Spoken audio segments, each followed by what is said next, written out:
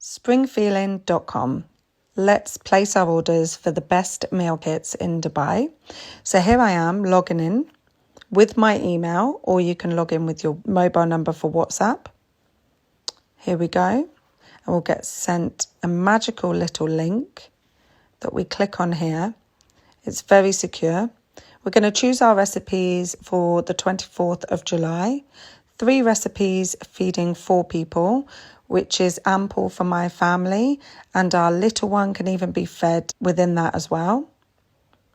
Scrolling through, so many to choose from. I always like to mix it up a little bit. So this week we're going mainly fish and veggie. Previous weeks we've gone for lots of meat, lots of variation. It's great. And I love how it tells you which meals are gluten-free. Now, we always add a dessert because their desserts are delicious, as you can see here. You can choose which time is best for you. So if you're busy and you're out and about, you can pick which time works. And there we go. Sweet chili salmon skewers, prawn tandoori masala, and crustless cheesy spinach quiche. Very affordable, great products, all ordered. Can't wait.